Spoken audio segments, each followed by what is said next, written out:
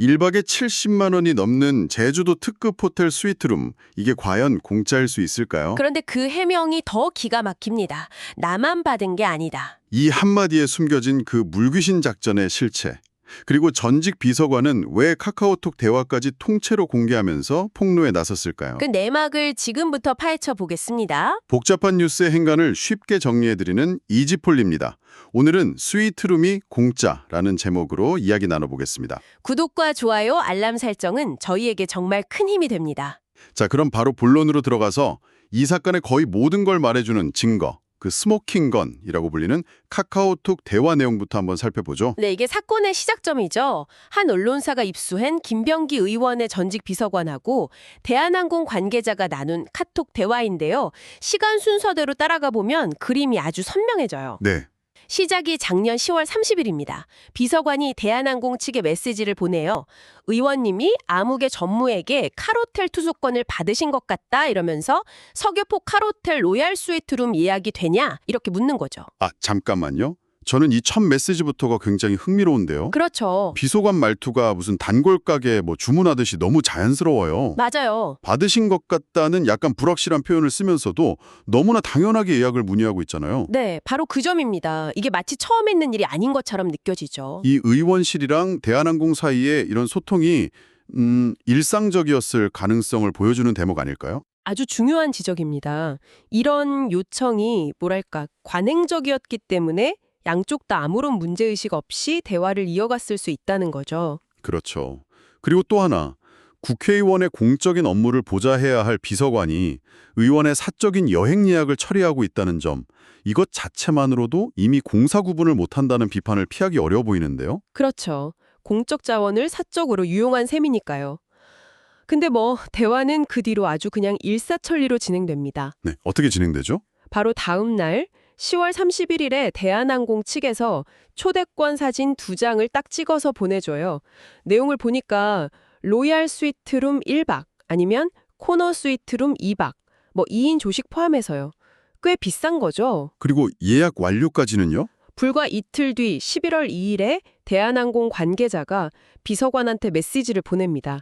예약자 김병기님 외 1명, 2박 3일간 로얄 스위트룸 예약 완료. 끝. 와우, 요청부터 예약 완료까지 딱 사흘 걸렸네요. 네. 기업 입장에서 국회의원 요청이 얼마나 신속하게 처리되는지 보여주는 것 같습니다. 자, 그럼 이제 이 스캔들의 법적인 핵심으로 한번 들어가 보죠. 결국 문제가 되는 건 이 공짜 숙박의 가치, 그리고 그걸 받은 시점이잖아요. 정확합니다. 바로 직무 관련성이라는 뇌관이 여기서 터지는 겁니다. 당시 호텔 웹사이트 가격으로 따져보면요. 로얄 스위트룸 2박에 조식, 추가 침대 비용 이런 거 다 합치면 가치가 대략 165만 원에 달합니다. 165만 원? 네. 이건 현행 청탁금지법, 그러니까 김영란법에서 정한 상한선을 훌쩍 뛰어넘는 금액이네요. 그렇죠. 직무 관련성이 있으면 1회 100만 원, 연간 300만 원 넘으면 그냥 형사처벌 대상이잖아요. 맞습니다. 그리고 바로 그 직무 관련성이 너무나 명백해 보인다는 게 이 사건의 핵심인 거죠. 아, 그 상임위. 네, 김병기 의원이 이 숙박권을 받은 걸로 보이는 시점부터 올해 5월까지 국회 국토교통위원회의 소속이었습니다. 국토위. 네, 국토위는 말 그대로 대한항공의 사업과 직접적으로 관련된 모든 걸 다루는 곳이에요. 특히 그때 대한항공 최대 현안이 아시아나항공 합병 문제 아니었습니까? 바로 그거죠. 기업의 명운이 걸린 사안을 심사하는 상임위 소속 의원이 바로 그 기업으로부터 이런 고가의 편의를 제공받았다. 이건 변명의 여지가 별로 없어 보이는데요. 근데 여기서 한 걸음 더 들어가는 더 결정적인 폭로가 나옵니다. 더 있어요? 네, 전직 비서관의 증언인데요. 김 의원이 처음 받은 초대권의 유효기간이 2023년 말까지였다고 해요. 네. 근데 그 기간 안에 못 쓰게 되니까 대한항공 측에 유효기간을 연장해달라고 요청했다는 겁니다. 아, 연장 요청까지요? 네, 그래서 대한항공 관계자가 의원실로 직접 찾아와서 2024년 말까지 쓸 수 있는 새 초대권을 전달했다는 거죠. 와, 이건 정말 단순히 받은 게 아니라 본인이 적극적으로 그 이익을 유지하려고 행동했다는 정황이 되잖아요. 그렇죠. 어쩌다 보니 받았다는 해명이 통하기 어려운 아주 능동적인 행위로 보이는 겁니다. 이걸 누가 단순한 호의나 선물이라고 보겠습니까? 법조계에서도 그래서 이 부분을 아주 심각하게 보는 거고요. 이건 청탁금지법 위반은 물론이고 만약에 검찰 수사에서 아시아나 합병 같은 특정 현안에 대한 대가성이 입증된다. 그러면 훨씬 형량이 무거운 뇌물죄까지도 갈 수 있는 사안입니다. 아, 뇌물죄까지? 네. 이렇게 구체적인 증거랑 정황이 드러나니까 김병기 의원 측에서도 해명을 내놨는데 이게 또 논란을 더 키웠다고요. 네, 그 해명이 참 대단하죠. 특정 상임위의 여야 다른 의원들처럼 의원실로 숙박권이 전달됐고 보좌진과 함께 사용한 것으로 기억한다. 다른 의원들처럼. 네, 그리고 구체적인 취득 경위는 모른다고 덧붙였습니다. 아니, 정말 대단한 해명입니다.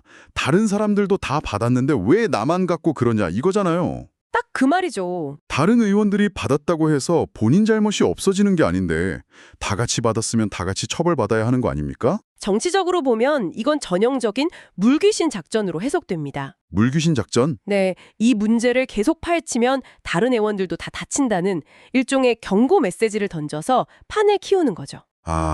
사안의 본질을 흐리려는 의도군요. 그렇죠. 김병기 개인의 비리라는 프레임을 국회 전체의 관행 문제로 바꿔버리는 겁니다. 이렇게 되면 언론이나 수사기관이 계속 파고들기가 좀 부담스러워지죠. 국회 전체를 상대로 싸워야 하니까요. 하지만 그 전략은 굉장히 위험한 거 아닌가요? 만약에 다른 의원들이 우린 받은 적 없다 이렇게 일제히 반박하고 나오면 김 의원만 거짓말쟁이가 되면서 정치적으로 완전히 고립될 수 있는 거잖아요. 맞습니다. 아주 위험한 도박이죠. 실제로 이 해명이 나온 직후에 다른 국토위 의원실들이 받은 적 없다면서 선을 긋거나 아주 곤혹스러워했다는 기사도 있었고요. 결국 자기 혼자 살자고 동료 의원들 전체를 잠재적인 비리 연루자로 만들어버린 셈이라 당내에서도 좀 타격이 크겠는데요. 그렇죠. 리더십에 큰 상처를 입을 수밖에 없는 행동입니다. 결국 이 해명 하나 때문에 사건이 국회의원들의 항공사 로비 관행이라는 더 큰 의혹으로 번질 수 있는 불씨를 남기게 됐네요. 맞습니다. 자, 그럼 이제 이야기의 또 다른 축으로 넘어가 보죠. 어쩌면 이 사건에서 가장 흥미로운 부분, 바로 왜 지금 전직 비서관은 이 모든 것을 폭로했는가 하는 점입니다. 이 지점이 바로 이 사건을 단순한 부패 스캔들이 아니라 한편의 드라마처럼 만들고 있는 거죠. 드라마요? 네. 이런 내부 정보, 특히 사적인 카톡 대화 같은 건 정말 신뢰가 깊었던 내부자가 아니면 확보하기 어려운 자료거든요. 그런 자료가 언론의 통째로 넘어갔다는 건 폭로의 동기가 단순히 공익 제보를 넘어서는 아주 강한 개인적인 감정이 섞여 있을 가능성을 보여주죠. 그 배경으로 지목되는 게 바로 이전에 터졌던 쿠팡 사태군요. 네, 그렇습니다.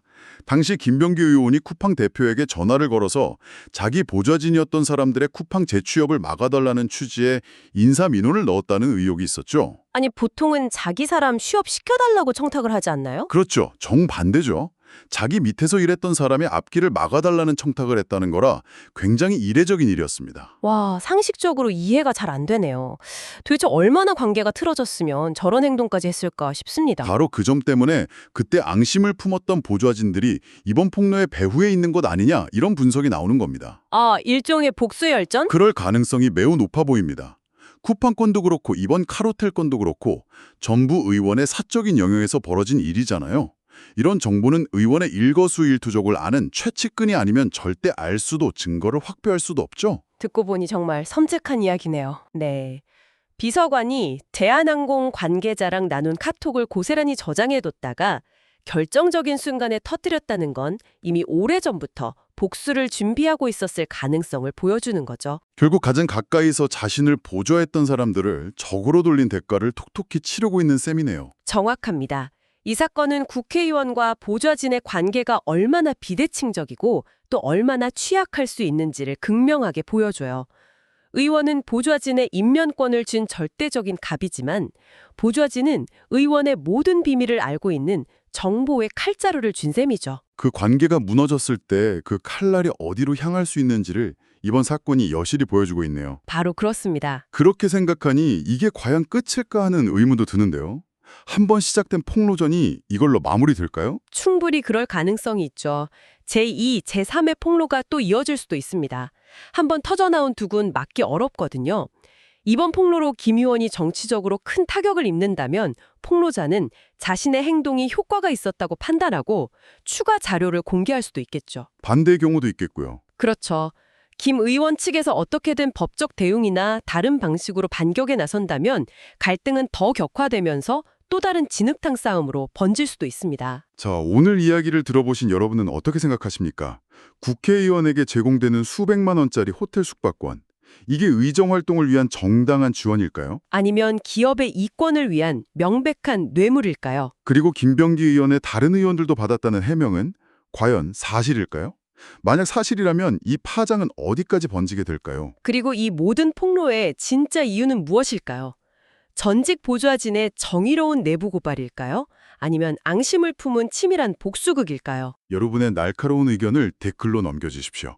이지폴 오늘 준비한 내용은 여기까지입니다. 다음 시간에 더 깊이 있는 분석으로 찾아뵙겠습니다.